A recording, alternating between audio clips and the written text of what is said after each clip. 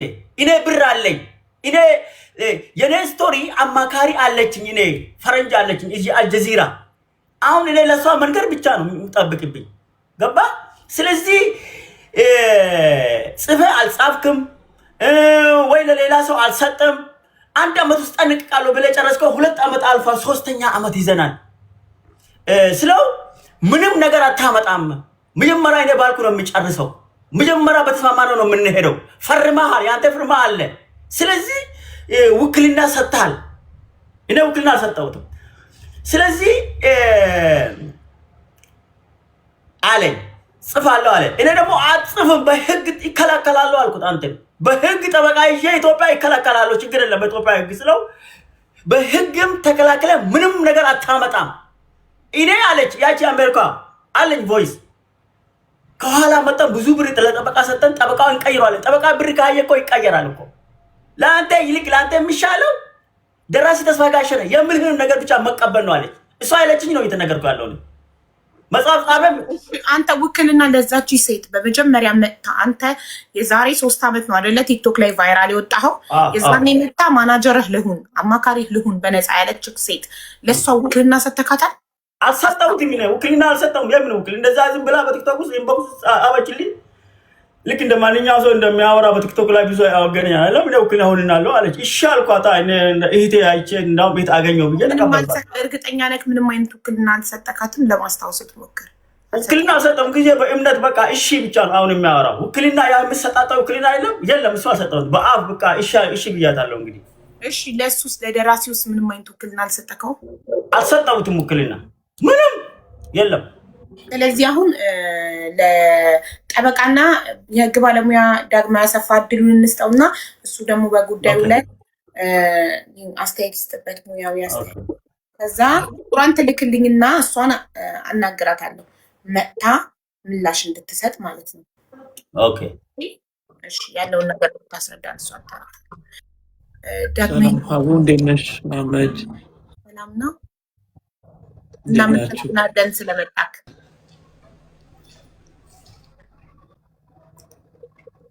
እሰማለሁ። አዎ ትሰማለህ። ዳግማዊ ስለመጣክ እናመሰግናለን። ደህና ነኝ። ደህና ነህ? ኔትወርክ ነው መሰለኝ። እኔ ደህና ነኝ። በጣም እየበረታሽ ነው፣ እየጠነከርሽ ነው። አዎ የበረታውን ይመስገን ፈጣሪ። እሺ ወንድሜ አዊ አንዳንድ ነገሮችን ያው እየጻፍኩ ነበረ ከስር ከስር እና እነሱን ነገሮች ላንሳ። ስለ መጽሐፍ አጻጻፍ 2 ደቂቃ ብቻ ልውሰድና ላስረዳ። ምናልባትም ነገም ሌላም ሰው ቢኖር አካሄዱ የሚሆነው እንደዚህ ስለሆነ ነው። የሚሆነው ምንድነው? ባለ ታሪክና ጸሐፊ ይነጋገራሉ። እሱ ታሪኩን ማጻፍ ነው የሚፈልገው፣ ይሄኛው ደግሞ ባለው የስነ ጽሁፍ ችሎታ መሰረት ታሪኩን ሊጽፍለት ነው የሚፈልገው። ስምምነታቸው ይሄ ነው። ከዛ ክፍያ በምን ያህል ጊዜ፣ ያንተ ግዴታ ምንድነው፣ የኔ ግዴታ ምንድነው የሚለውን ነገር በግልጽ ይነጋገራሉ። በግልጽ ከተነጋገሩ በኋላ ያ ነገር ወረቀት ላይ ይሰፍርና ሁለቱ ሰዎች ይፈራረማሉ።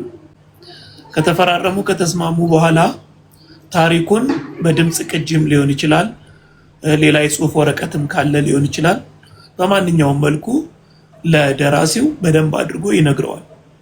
ከዛ ደራሲው እነዚህን ነገሮች ይሰበስብና የፎቶም ይሁን የሰነድ ምንም ማስረጃም ካለ አንድ ላይ ይሰበስብና ስነ ጽሁፋዊ ውበቱን በጠበቀ መልኩ መጻፍ ይጀምራል። በየመሃሉ ማንኛውም አይነት መረጃ የሚፈልገው ሲኖር እየደወለ ይጠይቃል፣ ይሄም ያስረዳል። ከዛ በተባባሉት ጊዜ ጽሁፉ ሲያልቅ በጽሁፉ መሰረት ገንዘቡን ይከፍላል። አብሮ ስምምነት ላይ መደረግ ያለበት ነገር ምንድነው? ጽሁፉን ለጽሁፉ መስማማት አንድ ራሱን የቻለ ስምምነት ነው። ለምሳሌ እኔ ያንተን ታሪክ ወስጄ ለምጽፍበት ይሄን ያህል ብር ትከፍለኛለህ ካልኩኝ የኔ ግዴታ ጽሁፉን ጽፎ መጨረስ ነው። ከዛ ህትመትን በተመለከተ ደግሞ ቀጣይ ስምምነት ነው። ስለዚህ ህትመቱን አንተ ነህ የምትሸፍነው እኔ ነኝ የምሸፍነው የሚለው ሌላ ስምምነት ይሆናል። ከዛ በኋላ ደግሞ ከመጽሐፉ ላይ የሚኖር ስምምነት ወይም ክፍያ የሚኖር ከሆነ ደግሞ ከዛ በኋላ ክፍያ ይፈጸማል። ከዛም የሆነው ነገር ምንድነው? መጽሐፉ የሚታተምበት ቦታ ላይ ሁለቱም ሰዎች በሚያምኑት ሰው አማካኝነት ይሄን ያህል ኮፒ የሚለው ምክንያቱም ለቁጥጥር ስለማይመች ማለት ነው። ለምሳሌ 5000 ኮፒ የሚታተም ከሆነ ከሁለቱም ወገኖች ያሉ ሰዎች 5000 ኮፒ መታተሙን እርግጠኛ ሆነው ከዛ በኋላ ወደ ሽያጭ ይገባል። ሽያጩን ማን ይቆጣጠር፣ ገንዘቡን ማን ይቀበል፣ ከዛ በኋላ እንዴት እንከፋፈል የሚሉትም ነገሮች ደግሞ ተጨማሪ ስምምነት የሚፈልጉ ናቸው። ሌላው ተጨማሪ ስምምነት የሚፈልገው ደግሞ መጽሐፉን ሪፕሪንት እናድርግ የሚል ከሆነ ሪፕሪንት ሲደረግስ የስምምነት ለውጥ ይኖራል ወይ? የድርሻ ለውጥ ይኖራል ወይ? ማተሙን ማን ነው የሚከፍለው? እነዚህ ሁሉ ነገሮች ክሊርሊ መቀመጥና መፈራረም ያለባቸው ናቸው። በዚህ መሰረት ነው መጽሐፍ የሚጻፈው። እኔም ከዚህ በፊት 4ኛ መጽሐፌን ስጽፍ የዜማ እና የግጥም ባለሙያ ደራሲ ከቤተሰቦቹ ጋር ተነጋግረን በዚህ መልኩ ነው ጽፌ መጽሐፉ ታትሞ ሙሉ ገቢው ለመቄዶንያ የተሰጠው። ስለዚህ ነገሮች መቀጠል ያለባቸው በዚህ መልኩ ነው። ይህንን እንደ ዋና መረጃ ይያዝ። ይህንን ከሰማን በኋላ አሁን በተያያዘው ጉዳያችን ላይ በመሐመድ ጉዳይ ላይ አንደኛ ነገር ግልጽ ስምምነት ጽሁፍ ወረቀት ላይ የሰፈረ ስምምነት የላቸውም። ወረቀት ላይ የሰፈረው ስምምነት መሆን ያለበት ምንድነው?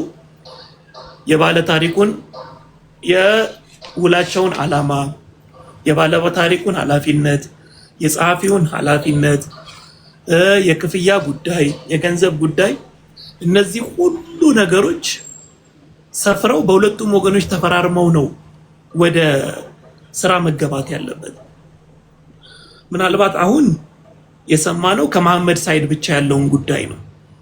ከዛኛው ጎን ወገን ያለውን ስላልሰማን ሙሉ በሙሉ ይሄ ስህተት ነው ይሄ እንደዚህ ነው ለማለት ልንቸገር እንችላለን። የሁለቱንም ወገን ነው። ግን አሁን በሰማነው ነገሮች ብቻ ተነስተን አንዳንድ ነገሮችን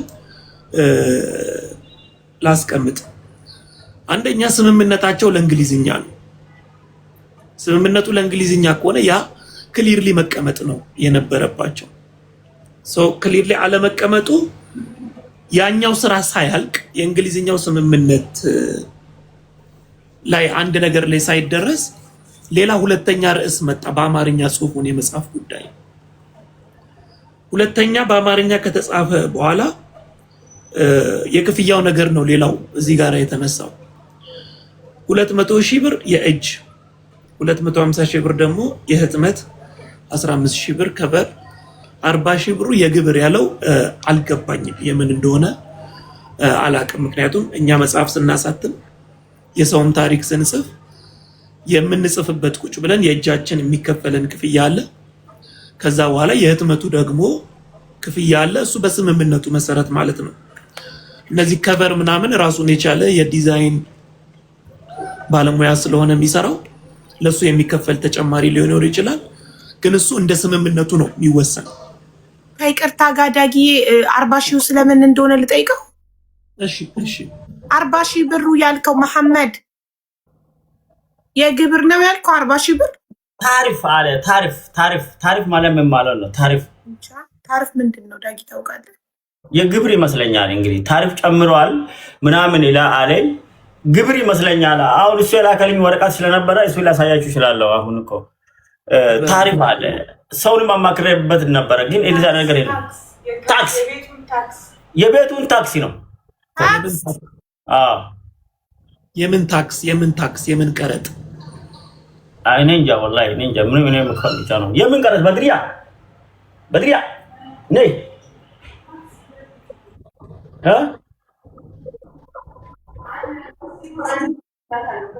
ለኪ ረሲቱ አሁን እሱ ሊያወሩበት ነው። ረሲቱን አሁን እንልክልሻለን በኋላ በዋትስአፕ።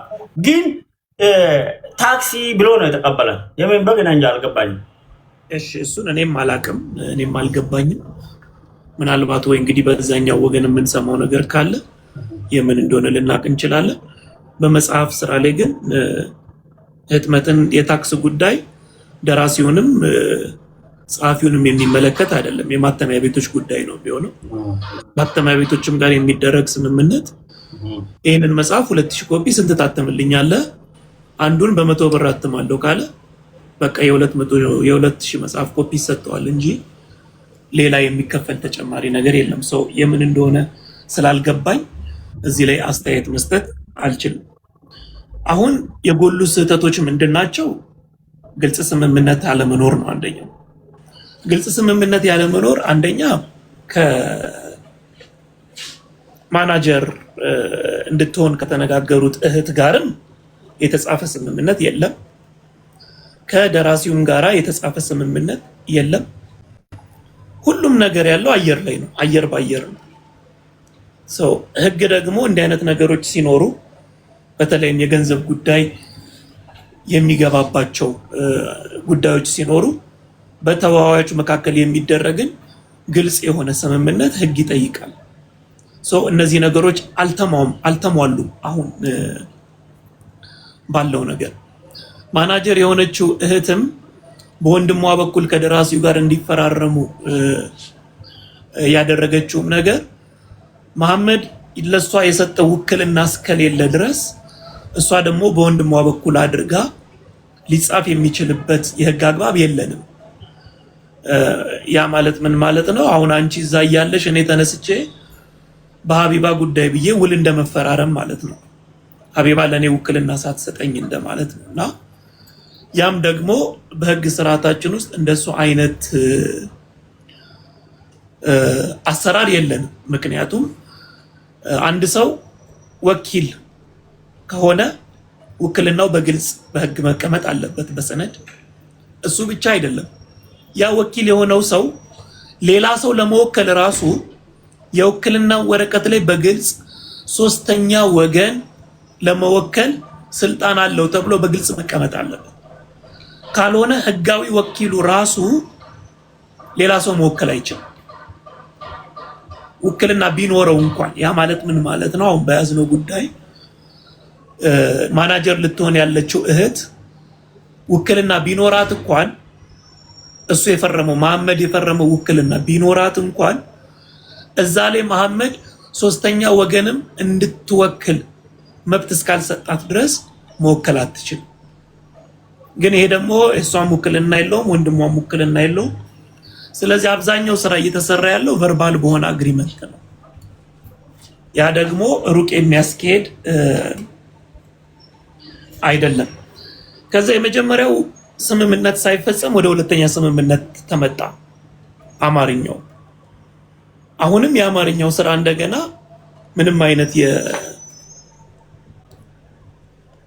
የስምምነት ሰነድ የለውም።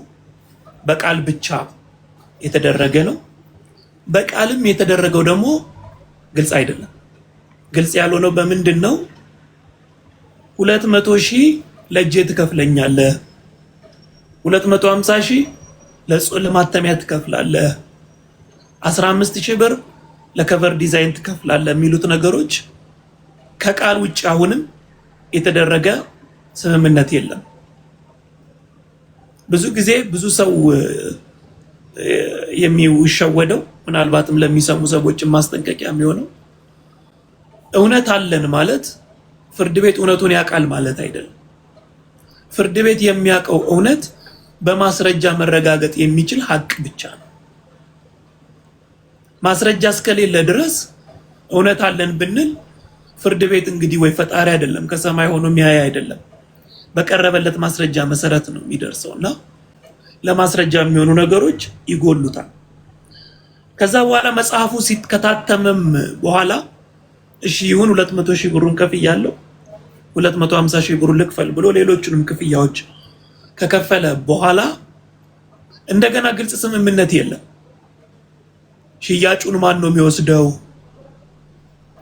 200,000 ብር የእጅ ከተከፈለው ጸሐፊው የመጽሐፉ ሽያጭ ሙሉ በሙሉ መሆን ያለበት ለባለ ታሪኩ ነው። ምክንያቱም ጸሐፊው የጻፈበት ስለተከፈለው ማለት ነው። ነገር ግን ስምምነት ማድረግ ደግሞ ይችላሉ።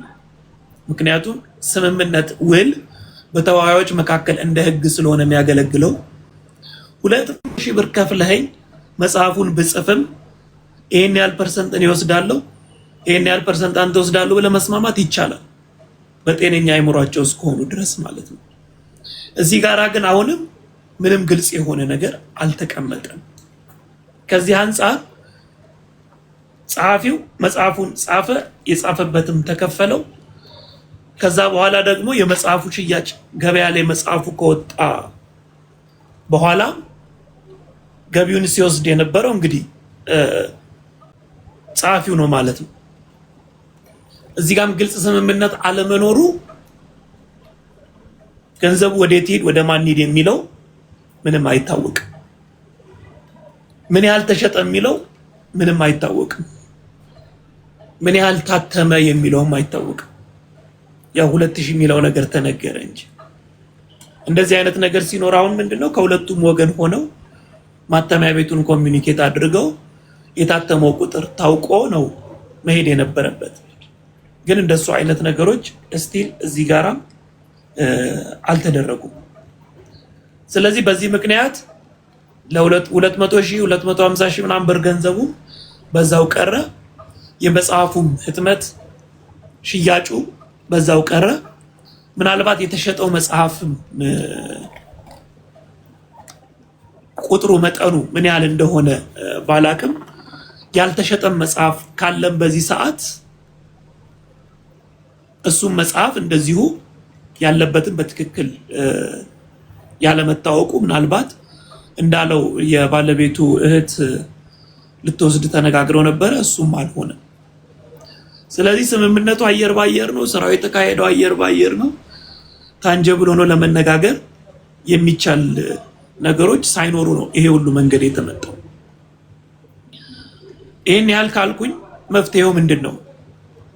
መፍትሄው ምንድነው የሚለውን አጠር አድርጌ ላስቀምጥ። በስምምነታቸው መሰረት 200,000 ብሩ ለደራሲው ስለተከፈለው የመጽሐፉ የቀረ ያልተሸጠ መጽሐፍ ካለ ወይንም ደግሞ የተሸጠውንም ገንዘብ የሚመልስም ከሆነ ተነጋግሮ መጽሐፎቹን ከእጁ ተረክቦ ያለውን ግንኙነት ማቆም አንዱ መንገድ ነው። ይሄንን የምለው ምንድነው ገና በአንድ ሳይድ በሰማነው ነው። ከዛ ወገን የምንሰማው ነገር ካለ ከዛ በኋላ ምናልባት መፍትሄዎቹ ላይ ማስተካከያ ሊደረግ ይችላል። የእንግሊዝኛው መጽሐፍ ተጽፎ ከሆነ ወይንም የአማርኛውንም መጽሐፍ አስመልክቶ የሚቀጥል ከሆነ የሁለቱ ወገኖች ግንኙነት የመሐመድና የጸሐፊው ግንኙነት የሚቀጥል ከሆነ እንደገና ግልጽ የሆነ ስምምነት የሁለቱንም ወገኖች መብትም ግዴታም የሚያስቀምጥ ስምምነት መቀመጥ አለበት። ከዚህ በኋላ በምንቀጥለው መልኩ በዚህ መልኩ ይሄን ያህል መጽሐፍ ይታተማል፣ ይሄ ከተሸጠ ገንዘቡ የኔ ነው፣ አንተ የሚገባ ይሄ ነው፣ ግልጽ የሆነ ውልና ስምምነት ንግግር አድርገው መቀጠል ነው እንጂ እንዲሁ አየር በአየር ባለበት ሁኔታ መቀጠል ፈጽሞ የማይሆን ነገር ነው።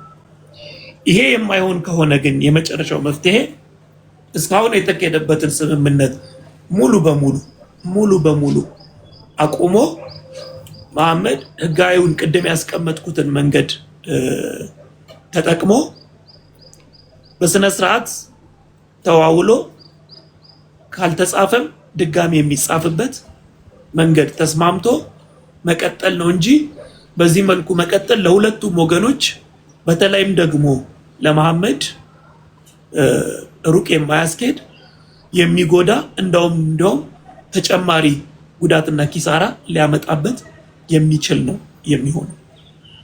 ገንዘቡን በተመለከተ የመሐመድ አቋም ከዚህ በኋላ ምን እንዲሆን እንደሚፈልግ ከሰማነው ከዛ እሱ በሚፈልገው መልኩ እንዴት ልናግዘው ወይም ደግሞ አቅጣጫ ልንሰጠው እንችላለን የሚለውን ቀጥለን ማየት እንችላለን። አዎ ጥያቄዎች ካሉ መስማት እችላለሁ። እሺ ጠበቃና የህግ ባለሙያ ደራሲ ዳግማዊ አሰፋ፣ በመጀመሪያ ደረጃ አክብረህ ስለመጣህ ጥያቄዎቻችንን ልትመልስልን ሙያዊ ሙያዊ አስተያየት ግን ልትሰጠን ሙያዊ መልሶችን ልትመልስልን ስለመጣት በጣም ነው የምናመሰግነው። በጣም ነው የምንወድህ የምናከብርህ። እሺ አመሰግናለሁ። በጣም አመሰግናለሁ። እኔና አመሰግናለሁ ወንድሜ፣ በጣም አመሰግናለሁ። ጠበቃና ደራሲ የህግ ባለሙያ አቶ ዳጊ አሰፋ አመሰግናለሁ። ደስ ብሎኛል። የመሐመድ አሁን ትልቁ ችግር ምንድን ነው መሰልክ? ያው አንተ እንዳልከው አሁን የመጀመሪያ ወደ መፍትሄው ስንሄድ ተስማምቶ የደራሲው ኦልሬዲ የእጁ 200,000 ስለተከፈለው የቀረውን እትምና የተሸጠበትን ብር ይመልስለት ነው መፍትሄው። ሁለተኛ ደግሞ እንግሊዝኛውን አብረው የሚቀጥሉ ከሆነ ህጋዊ ውል፣ ግልጽ የሆነ ውል ይፈራረሙ ነው። በጣም ጥሩ። አሁን ግን እሱ እየደረሰበት ያለው ችግር ምንድን ነው? በቃ እንግሊዝኛውን ለሌላ ደራሲ ይሰጣለሁ፣ ከአንተ ጋር ምንም አይነት ህጋዊ ውል የለኝም። ስለዚህ በቃ የከሰርኩትን ከሰር ያለው ጦሴኝ ውሰድ። 500,000 ብር በላይ ከሰር ያለው እንደገና 2,000 አንተ እንዳልከው ምን ያህል እንደታተመ አይታወቅም። እሱ በነገረው አምኖ ተቀብሎ ነው። ደራሲ 2,000 እትም ነው የታተመው ሲለው መሐመድ አምኖ ተቀብሎ ነው እዚህ 2,000 የሚለው። 4,000 ቢሆን የታተመው አይታወቅም። እንደገና ደግሞ ምን ያህል እንደተሸጠም አያውቅም። 72 ፍሬ የተሸጠው እንካ 40,000 ብር ብሎ ሲሰጠው ተቀበለ። ከ2,000 እትም ግን እጅግ በጣም ብዙ ሰዎች እሱ ላይቭን በከፈተ ሰዓት መጽሐፍን ገዝተን ታሪክን አንብበናል፣ ታሪክክ የሚገርም ነው ምናምን ይሉታል። የፈጣሪን ተአምር ያየንበት ነው፣ ያንተ መትረፍ ያንተ ስቲል በህይወት መኖር ይሉታል። እና ይሄ ሁሉ እያሉኝ ነው፣ እንዴት ነው አንተ ይሄ ብቻ ነው የተሸጠው ምትለኝ ሲለው፣ በቃ ይሄ ነው የተሸጠው፣ እሺ የተረፈውን ስጠኝ ሲለው መተህ ውሰድ። እሱ ደግሞ መጥቶ መውሰድ አይችልም፣ ኢትዮጵያ ሄዶ መጽሐፉን መውሰድ አይችልም። በቃ ተው፣ ከአንተ ጋር ያለኝ ነገር ይቅር፣ ሁሉ ነገር ይቅርብኝ፣ እንግሊዝኛውን ግን ለሌላ ደራሲ እሰጣለሁ አንተ እስካሁን ስላልጻፍከው ሲለው፣ አትችልም እሱን ማድረግ፣ ኦልሬዲ ከኔ ጋር ውል አለክ። እኔ በህግም ብትሄድብኝ ለጠበቃ የተሻለ ከፍዬ አሸንፈሃለሁ ነው እያሉ ያለው። እና ይሄን ማድረግ ይችላሉ። ትልቁ የእሱ ስጋት ምንድን ነው? እንግሊዝኛ መጽሐፉን ለሌላ ደራሲ መስጠት አልችልም ወይ? ምንም አይነት ወረቀት ላይ የሰፈረ እንዳልከው አየር ላይ እንጂ ወረቀት ላይ የሰፈረ ውል የላቸውም። መሐመድ አይችልም ለሌላ ደራሲ መስጠት። አዊ ይኸውልሽ፣ ሁልጊዜ አንዳንድ ነገሮችን ከልካይ ነገሮች የሚኖሩት ወይ ህግ ሲከለክል ነው ወይ ውል ሲከለክል ነው። ህግ በማይከለክልበት ውል በማይከለክልበት ሁኔታ ምንም ከልካይ ነገር የለም። አሁን መሐመድ ይሄንን አሁን እንዳልኩሽ አሁንም ከአንድ ሳይድ በሰማነው ነገር ነው ይሄን ነገሮች እያወራን ያለ ነው። ደጋግሜ ስትጠይቂው ጥሩ ነገር ደስ ያለኝ ምንድነው መሐመድ ከእጁ ምንም አይነት ፊርማ እስካልወጣ ድረስ ምንም አይነት ስምምነት እስከሌለ ድረስ ከሌላ ሰው ጋር ውሉን መቀጠል ስራውን መቀጠል ይችላል። የሚከለክለው ነገር የለም። ግን እንዳልኩሽ ይሄንን አፍ ሞልቶ ለመናገር በዛኛው ሳይድ የተካሄደበት ማንኛውም ነገር ካለ እሱን ማወቅ ያስፈልጋል እንጂ እንግሊዝኛው መጽሐፍ አንደኛ በስምምነቱ መሰረት በተባለው ጊዜ መጽሐፉ አልተጻፈም። ያም በአንድ በኩል ውል እንኳን ቢኖር የውል ጥሰት ነው። ውልን ለማፍረስ ምክንያት ከሚሆኑ መንገዶች ውስጥ አንዱ ሆኖ ሊወሰድ የሚችል ነው። ሁለተኛው ነገር ደግሞ ውል የለም። ፍሮም ዘ ቬሪ ቢግኒንግ ምንም አይነት ውል የላቸውም እነዚህ ሰዎች። ስለዚህ መሐመድ ይሄኛውን አቁሞ ወደ ሌላ ለመሄድ የሚከለክለው ስምምነትም ህግም የለም። ስምምነት ቢኖርም ስምምነቱ ቀድሞ የተጣሰው በስምምነቱ መሰረት ጽሁፉ ተጽፎ አለማለቁ። ምናልባት እንዲሁ ስረዳው መሐመድ በጣም የዋህና ይሄ ነገሮችን በቀጥታ ብቻ የሚረዳ አይነት ሰው ነውና እንደሱ አይነት ነገሮች ሲሆኑ የተወሰነ ጫና ለማሳደር ይመቻሉና እስካሁን በተነገረው እስካሁን ድረስ ባስቀመጠው እስካሁን ድረስ እጃችን ላይ በገባው መረጃ መሐመድን ይህንን ነገር ትቶ በሌላ መልኩ ስራውን እንዲቀጥል የሚከለክል ምንም አይነት ነገር የለም። ምናልባት ግን አንድ ተጨማሪ ነገር ምናልባት ስራው ተሰርቶ ከሆነ እና እንግሊዝኛው ተጽፎ ከሆነ ለመሐመድ ጽሁፉን ሊልክለት ይገባል። በዚህ ሰዓት ይኸው ጽፍ ያለው የሚል ከሆነ ማለት ነው። ጽፎት ከሆነ ከዛ በኋላ ቁጭ ብሎ ድጋሚ ውል ማድረግ ነው። ቅድም በቃል የተባለው 40-60 ምናምን የሚለው ቀርቶ በትክክል እንደ አዲስ ህጋዊ ስምምነት ማድረግ ነው። ካልሆነና የሚላክ ምንም አይነት ዶክመንት ከሌለ ምናልባትም ስራው አልተሰራምም ከሆነ ግን መሐመድን ወደ ሌላ ሰው እንዲሄድ የሚከለክለው ምንም አይነት ህግም ስምምነትም የለም። እሺ በጣም እናመሰግናለን። ይሄኛውን ጥያቄ እርግጠኛ ሆኖ ለመመለስ ያኛውንም አካል መስማት አለብን ማለት ነው አይደል? ቢሆን ይመረጣል። ምክንያቱም አንዳንድ ጊዜ በጊዜ ርዝመት የምንረሳው ወይንም ደግሞ ይሄ እንኳን ምንም ኖርማል ነው ምናምን ብለን የምንፈጽማቸው አንዳንድ ነገሮች ካሉ እርግጠኛ የምንሆነው ሁለቱንም ወገን ስንሰማ ብቻ ነው። አሁን ወደ ህግም ቢካሄድ ህግ የሚያደርገው መጥሪያ ነው የሚልከው። ያኛውንም ወገን ልስማና ከዛ ልፍረድ ነው የሚለውና እስካሁን እሱ በነገረን ነገር ምንም ከልካይ ነገር የለም። ለማጠፍ የሚከለክል ምንም አይነት ህጋዊ የሆነ ግራውንድ የለም።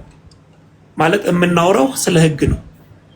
ያውን የህሊና የሞራል ምናምን ጉዳይ ሳይሆን ስለ ህግ የምናወራ ከሆነ ከልካይ የሚሆነው ወይ የተጻፈ ህግ ከልካይ ህግ ሲኖር ነው ወይ ደግሞ በስምምነት እነዚህ ሰዎች ይሄንን ማድረግ አይቻልም ብለው ሲዋዋሉ ብቻ ነው። ያ የተደረገበት ነገር ምንም ስለሌለ ከልካይ ምንም ነገር የለም። በጣም ጥሩ። እሺ እኔ ስለ አማርኛው ያልገባኝ ይሄ የማምነት ጥያቄ ሳይሆን የኔ ጥያቄ ነው። አንድ ሰው የኔን ታሪክ በአማርኛ መጽሐፍ ጽፎ ኢትዮጵያ ውስጥ ሲያሳትም ዝም ብሎ ይታተማል? ምንም አይነት የኔ ፍቃድ ሳይጠየቅ? ላይክ ባለ ታሪኳ ታውቃለች ወይ? ምን አይነት ውል? ማተሚያ ቤቱ ወይ ውል? ለነገሩ ማተሚያ ቤቱ አያገባውም። ማን ነው የሚመለከተው? የኔ ታሪክ ተጽፎ ሲታተም እኔ አውቃለሁ አላውቅም፣ ፍቃዴ ነው አይደለም የሚለውን ነገር ወይኔ ሶሻል ሚዲያ ላይ ታሪኬን ተናግሬ ያ ሰው የሆነ ደራሲ ወስዶ ቢጽፈውና ቢያሳትመው ማንም የሚጠይቀው አካል የለም ማለት ነው። ምክንያቱም ምንም የሰፈረ ወረቀት ላይ የሰፈረ ውል የላቸውም። ፍቃድ አልሰጠም፣ ፈርሙ። ኔትወርክ ነቅ ነው። እሺ ተመልሶ ሲመጣ አስገቡት። ይህንን ጥያቄ ጠበቃና የህግ ባለሙያ ዳግማዊ አሰፋ እንዲመልስልኝ ፈልጋለሁ። እሱ አሁን ምንድነው ቁጥሯን ላክልኝና የማናጀርህን ልጥራት ላናግራት ዋትሳፕ ላይ ሚውት ነክ መሐመድ ይቅርታ። አዎ እልክልሻለሁ። እሷ አብዛኛው ጊዜ እንደውም ከይሁዳ ቤት አጠፋ እና እልክልሻለሁ ቁጥሯን እና የዛ የደራሲውንም እልክልሻለሁ። የወንድሟን ግን የለኝም እና አመሰግናለሁ። እዚህ ጋር ትንሽ የሚጨምር ፈልገው ምንድን ነው ቅርብ ጊዜ አሁን ይሄ ከትንሽ ከተጣላም በኋላ ያኔ ቶሎ ብሎ እንደ መጽሐፍ ነገር ይሄው ጽፋለሁ ጨርሻለሁ ለማለት የሆነ እያጣደፈ ነው። ያኔ ጻፍኩ ጨረስኩ ይሄው። አሁን ብዙ ሰው ወደ በሽምግልና በኩል ይደውሉልኛል፣ ሰው ይልክብኛል ቁጥሬን እየሰጣቸው ደራሲ እኮ ጽፎ ጨርሷል፣ እንደዚህ ነው፣ በሰላማዊ መንገድ ተስማሙ ምናምን በቃ እንደዛ አይነት ምኖች አሉ። ግን አሁን መጀመሪያ ዝግት ያደረገኝ ሰውዬ አሁን ወደ የጻፍ ጽፌ ጨርሻለሁ ትንሽ ብቻ 95% ያለው 99% ሄዳለሁ እንደዛ አለ። የሆነ ልጅ አለ አሁን እዚህ እሱ የላከብኝ እንደዛ እያለ ነው። ቶሎ ብሎ አየ ነገሩን ለማጣደፍ ወይ ደግሞ እሱ ተጠቃሚ ለመሆን ወይ ደግሞ ከወንጀለኛ ነፃ ለመሆን እያጣደፈ ነው ያለው። እንደዛ ነው ያለ። እንደገና መጨመር የሚፈልገው አንድ የሚስቴ ዘመድ አለ፣ የህግ ባለሙያ ነው። እሱ የህግ ባለሙያ ነው፣ ያውቃል። አዳማ ነው የሚኖረው፣ ዘመዳቸው ናቸው። እና ያ ሰውዬ በመካከል ገብቶ እንኳን ላስታርቀ ሞክሯል። እሱን ጠርቶ በአካል ተገናኝቶ እንደዚህ አዳማ ውስጥ ነው፣ አዲስ አበባ አላውቅም፣ ሆነ በተገናኝቶ አብረን አውርተናል። ከዛ እሷ ከአሜሪካ ደውላበት እያስፈራራችው ነው ነበረ፣ እያስፈራራችው። አዎ አዎ ያስፈራራችሁ ነበር። እሱ ደግሞ ስክሪንሾት አድርጎ ይልክልኛል። እሷ የጻፈችለትን እንደዚህ አይነት ነው። ይሄን ለመጨመር ስለሚፈልግ ነው። አዎ ጥሩ እሺ፣ ላክልኝና ስልኳን ልጥራታ። አሁን ልስጥሽ እንዴ? በዋትስአፕ ነው የምትልክልኝ አደባባይ ላይ? ኦኬ ኦኬ ኦኬ አይ ዊል ሰንድ ዩ ናው። እሺ እስከዛ ዳጊ ለኔ ጥያቄውን ሰምተኸኝ ከሆነ ብትመልስልኝ። የኔ ጥያቄ ነው እሱ። ሰምተኸኛል? መሐመድ ደግሞ ሲመጣ አስገቡትን። ዋትስአፕ ጋር ሲሄድ ኔትወርክ ነቀለ። አቡዬ ምን ነበር ጥያቄሽ?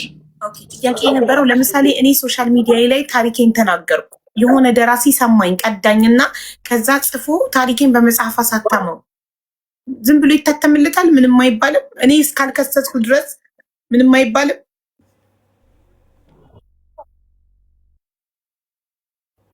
ተቋረጠ። እንደዛ ማድረግ አይችልም። የህግ ተጠያቂነትም ያመጣል። አንድ ሰው ታሪኩ እንዲጻፍለት ፍቃዱ ሳይሰጥ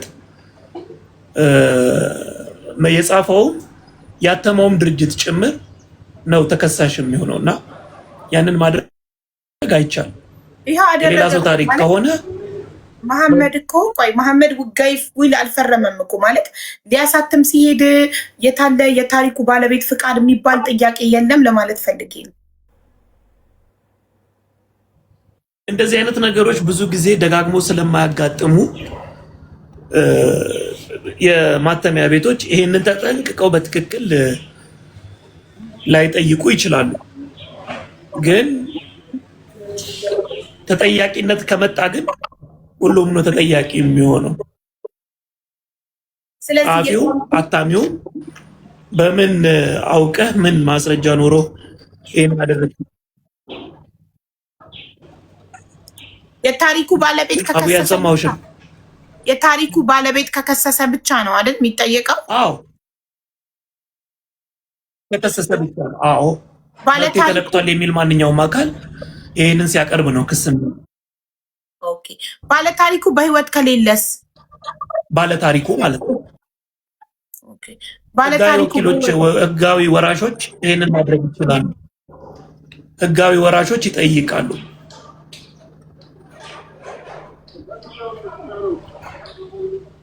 የደራሲው ልጆች ወይ ባለቤት ወይም ዘመድ የሆነ ሰው የቤተሰቤ ወይም የአውራሼ ጽሁፍ የሆነው መጽሐፍ ያለሱ ፍቃድ ያለኛ ፍቃድ ያለ ቤተሰብ ፍቃድ ታትሞብናል ብለው ይሄንን ክስ ማቅረብ ይችላሉ። በዛ መሰረት ፍርድ ቤት ደግሞ ተቀብሎ የሁለቱንም ወገን እንደምታውቂው ያው ያስኬዳልና ደራሲው ከሌለ የደራሲው ወኪል ወይም ደግሞ ህጋዊ ወራሾች ማለት ነው።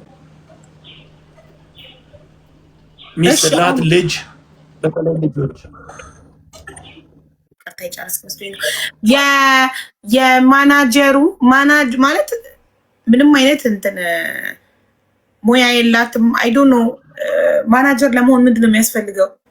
ብቻ ከቲክታክ ነው ዝም ብላ መታ በኢንቦክስ ማናጀርክ ልሁን እኔ ማኔጅ ላርግህ በነፃ ብላው እሱም አምኖ እሺ ብሎ የተቀበላት እና እሷ መሐመድ ምንም አይነት ውክልና ሳይሰጣት እሱ እንዳለው ምንም አይነት ውክልና ሳይፈርምላት ወንድሟ ኢትዮጵያ መሐመድን ሆኖ ውል እንዲፈርም አድርጋለች።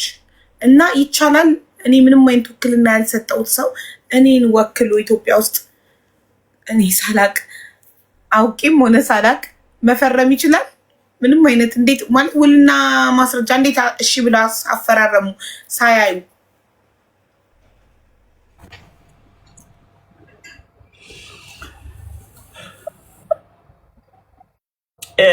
ልከልሻለሁ ያው ልከልሻለሁ የሁለቱንም ኦኬ ያው እና ደግሞ ያ መጽሐፉን የሚያትመው አታሚው የሱ ጓደኛ ነው አሉ። እንዳውም እሱ ነው አንዳንድ መጽሐፍ እሱ ነው የሚያስተካክለት በስነ ጽሁፉ ውስጥ አብሮ ነው የሚሰሩት። አንድ ጓደኛው አለ ያኔ አዲስ አበባ ውስጥ መጽሐፍ ሻጪ ነው። የሆነ ጊዜ ስለሱ አስረድቶኛል አውርቶኛል። እና መጽሐፍ አታሚና እሱ አንድ ላይ ነው የሚሰሩት፣ ጓደኛው ናቸው። ውል አንተ ወንድሟ የማናጀርክ ወንድም አንተን ሆኖ ውሉን የፈረመው በአፍ ተነገረክ እንጂ ያየከው የጸደቀ ውል የለም አይደል?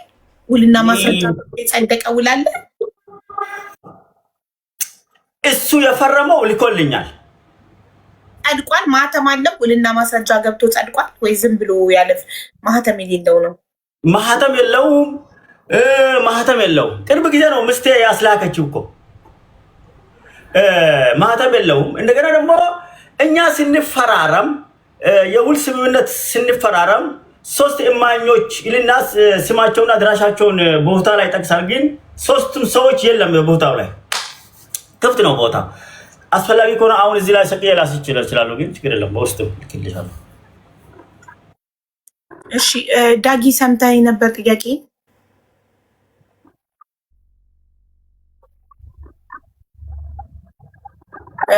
መሐመድ ላክልኝና ዋትሳፕ ላይ ማህተም አለው የለውም? ኦኬ ኦኬ ኦኬ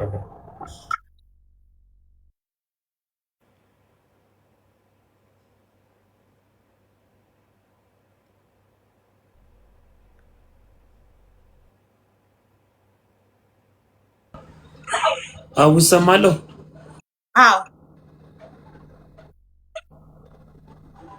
እሷ ጋር ውክልና የላትም። እሱ በነገረን መሰረት እሷም እሱን ወክላ መነጋገርም አትችልም። አንድ ሁለተኛ፣ እሷ ደግሞ ወንድሟን ልካ እሱ እንዲፈራረም ማድረግም አትችልም።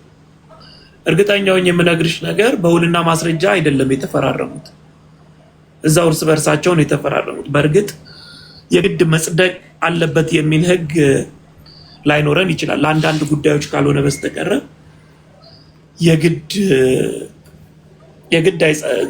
ላይጸድቅ ይችላል ስምምነት። ስለዚህ እርስ በርስ ነው። ግን የሱ ውክልና ሳይኖራት ወንድምየውም ምንም አይነት ውክልና ሳይኖረው ስለሆነ ስምምነቱ የተካሄደው ተቀባይነት የለውም። እስቲ ውሉን ልኬልሃለሁ። ማህተም የለውም እኔ እንዳየሁት፣ ግን አንተ ይኸውና ይሄ ውል ተቀባይነት አለው የሚለውን ብትነግረን። ልኬልሻለሁ ሁለቱንም በእንግሊዝኛ። እሱ ከዛም በኋላ አስተካክያለሁ ብሎ የላከልኝንም እሱም ያልተፈረመበት ነው። ፒዲኤፉን ልኬልሻለሁ። እንደገና ደግሞ እዛ አሜሪካ ያለችው ወንድሟ የፈረመውንም በአማርኛ ነው። 4 ገልጽ ነው። እሱ ልኬልሻለሁ ኢንሻአላህ።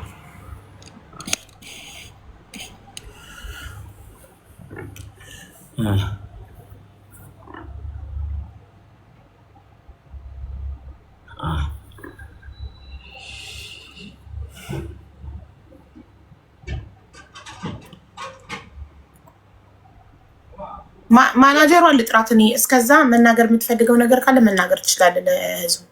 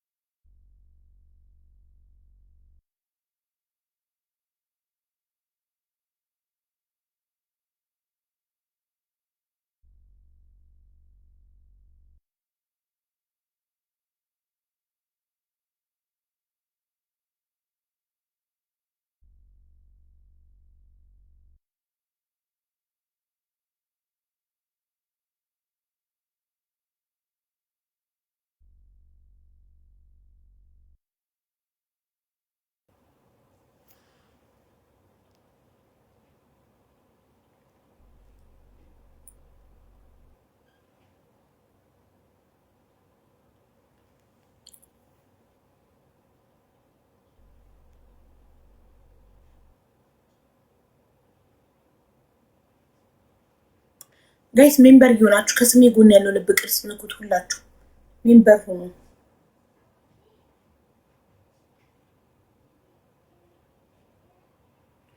ውሉን የህግ ባለሙያና ጠበቃ ዳግማ ያሰፋ አንብቦ ውሉን ያለው ነገር እስኪነግረን ድረስ መናገር የምትፈልገው ነገር ካለ እድሉን እሰጥሃለሁ። ለእሷ ቮይስ አድርጌላት እየጠበኳት ነው። ላይቭን ሼር ላደርግላት ነው። የምናገር ነገር የለኝም። ዋትሳፕ ላይ የሆነ ነገር ጠይቃለሁ፣ መልስልኝ ፕሊዝ።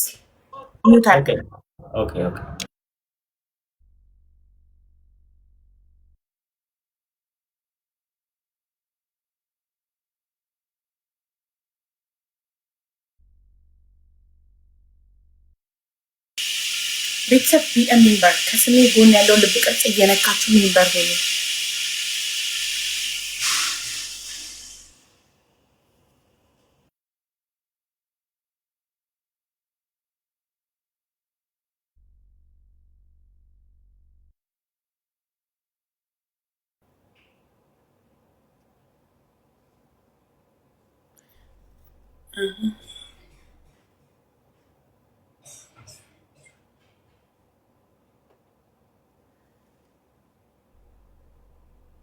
አልገባኝም።